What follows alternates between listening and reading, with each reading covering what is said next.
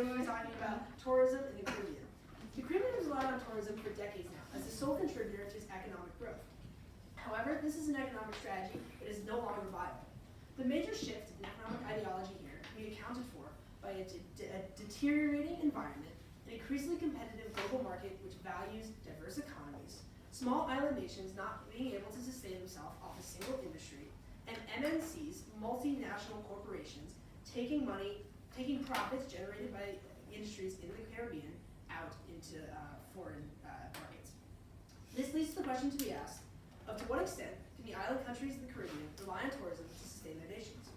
After extensive research, it can be determined that the Caribbean can no longer afford to rely on tourism and the actual viable path towards economic prosperity runs through revamping tourism with technocentric environmental management and looking more towards economic alternatives such as other service industries.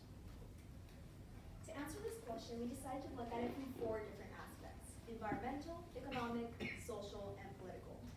So firstly, environment. So what's the problem with the environment? Simply put, the environment is deteriorating. Because of the fragile and insular marine ecosystems, the marine life is dying. And because of deforestation, crops are failing and the climate change is accelerating. And on top of that, because of volcanic eruptions and natural disasters, there's immense and frequent damage done to the island's environment. As you can see in this picture here, this shows the aftermath of Hurricane Dorian, which happened just this August. As you can see, the environment was completely destroyed out of the homes. The water and the power went out, and according to CBS News, there were 76,000 people who went homeless after this destructive cyclone. These kinds of natural disasters are not only bad for the environment, but they're also bad for the economy because this makes foreign companies wary of investing in the Caribbean industry. We will be talking more about this later. But the more important question here is, why do these problems exist? Firstly, it's because of a market-driven ethic that prioritizes short-term economic gain over being environmentally friendly.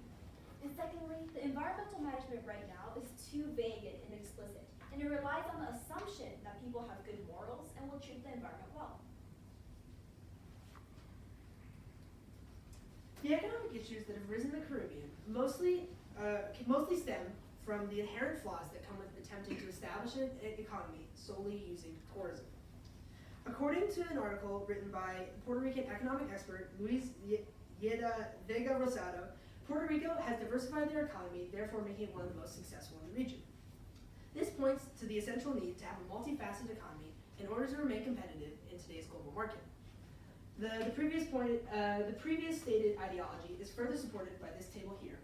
It shows Caribbean and Latin American countries' global economic competitiveness ranking compared to other countries in the world.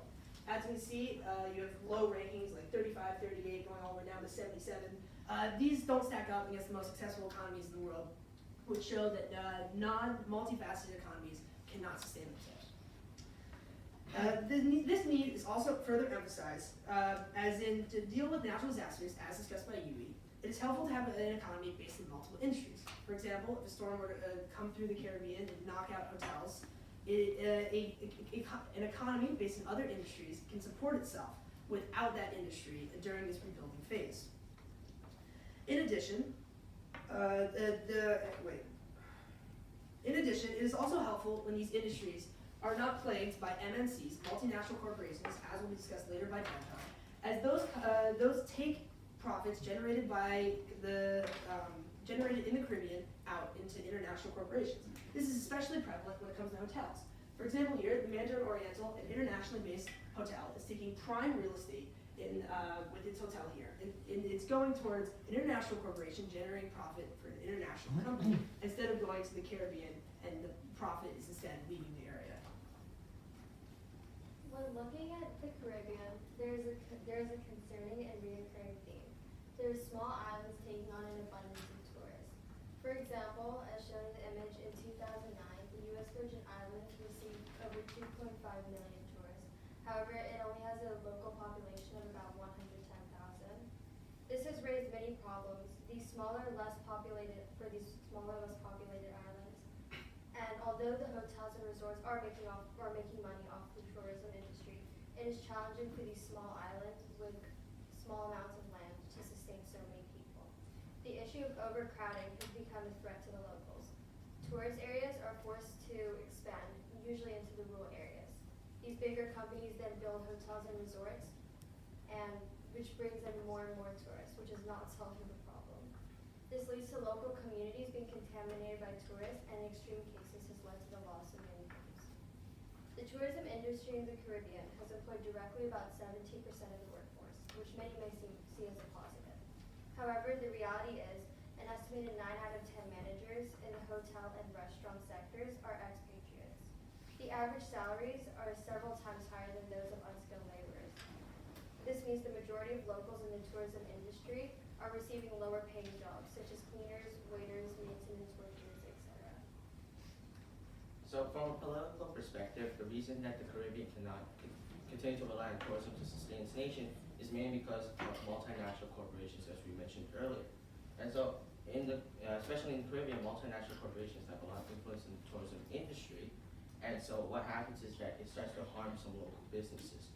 So Jane Thompson in a Chron article talked about how MNCs, in this case hotels, have access to educated workforce and vast resources so they can provide goods and services at high quality.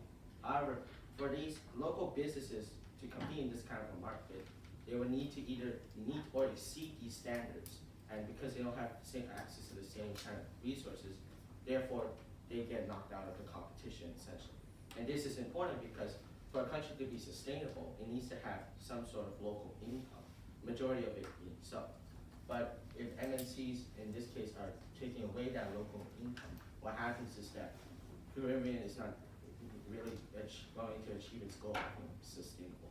And in this graph over here is mainly it's looking at the banking industry of the Caribbean. However, it is proving how MNCs will have influence over the Caribbean. And what happens is that MNCs are also bringing in tourists. As Yuli mentioned earlier about natural disasters causing MNCs to be wary and start to pull back. If MNCs were to pull back, what happens is they're also pulling back the tourists, and therefore there's no income that's coming from there.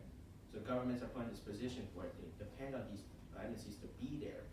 However, for MNCs to be there, they're also harming their goal of achieving sustainability. We've listed all the problems in the status quo, so now what exactly should be done?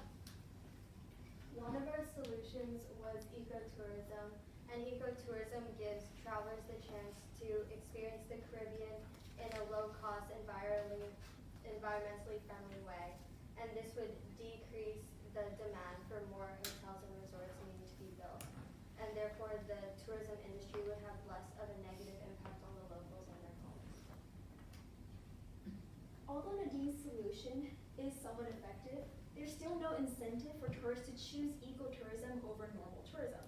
And this is why we need something stricter. And here is where I introduce to you technocentric environmental management. It's a more realistic approach, and it's a type of management where there are strict measurements and technology to measure how environmentally sustainable countries are being. And they're officially certified when they fulfill their promises. A good example of this is the Trinidad and Tobago's involvement with ISO 14000. It's an organization that sets out a strict criteria for environmental management that they can be certified to. Kevin McKinley, who's the Secretary General of ISO, talks about how there are economic benefits to this as well, because certification proves good performance and that attracts tourists. The 5 elements on this diagram intertwine to create a clear incentive for the tourist industry to be more environmentally sustainable. Looking at alternative solutions instead of tourism, our group researched about how increasing foreign investment to build up local service industries to the point of sustaining is the best possible way. So these service industries will not be dependent on tourism. It will be industries such as renewable energy, pharmaceuticals, et cetera, et cetera. And so distinguished writers Alan Hughes and Moore clarified in their article how increase of involvement of foreign investors in the Caribbean economy would help sustain growth, attracting Wall Street investors such as JP Morgan and Merrill. And you can see that evidence of this is happening in this data set from 2012 and 2013. And so essentially what this means is that with foreign investment, it goes towards Will's argument of solving these single industry economies and my problem of multinational corporations having too much influence by creating these local industries to help sustain the Caribbean itself. And the limitation basically just means that for too much foreign investment would not be good, as it might lead towards what I mentioned in my slide. So to conclude, the Caribbean can't continue relying on tourism to sustain its nation. But what it can do is think about how they can revamp tourism so it's more environmentally sustainable. And also think about alternatives to tourism so that the Caribbean industries can be more self-sustaining. Thank you.